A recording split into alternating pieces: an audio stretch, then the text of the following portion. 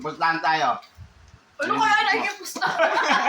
Kanina ka nakikihula din ako. Ay, pustahan nga tayo eh. Pili na natin. Ako hindi. Sige. Kano? Jamaica pa. Ang galing nito may pangalan pa yung parcel Pero yung box na hindi yan yung hindi na pa. nilagyan lang to. Yun pa rin nahula ko, Jen. Sorry. Grabe mo, di.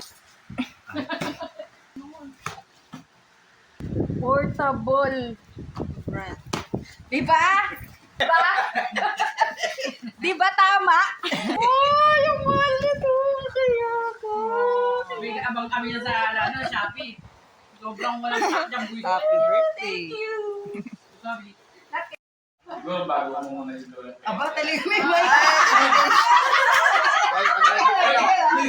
Hindi ako yung nandun sa nagpapalata. Siyempre, your special day, your born day, ano ba? Wala na akong ibang wish kundi yung success. Success, siyempre,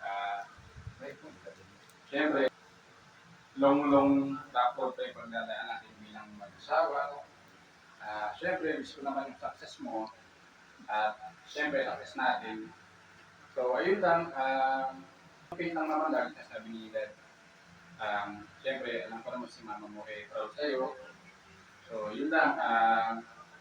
Sabi ko nga sa wedding I love you always forever. Pero siguro, hanggang ngayon, since 6 years, meron siya tayo. So, as long I got you, and you got me, and with God, nothing is impossible. So, yun lang. So, may number 1 fan, and then siyempre number 1 fan mo rin ako. So, keep on faith lang tayo. So, lagi naman natin tinataas kay God kung ano plano niya.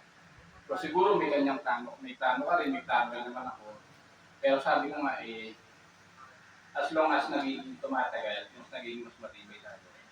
Kumbaga, ikaw yung, kumbaga sapat ko, ako yung team na kailangan ko maging matibay. Kasi nga, ako yung magiging armor mo. Kasi ikaw din yung magiging guide ko. So ayun lang, wish ko lang naman sa birthday mo. Ma-bless na rin tayo ni God kung ano yung mga pinalasan natin. Pero siyempre, itinataas natin kay God kung ano yung plano niya sa atin. So yun lang, wala na masyadong mahabang message. Hindi mahaba yun. So yun lang, wala na akong ibang miss. So madami pang birthday dadadaan. Andito pa sa tabi. Mukhang yung may yung Wala.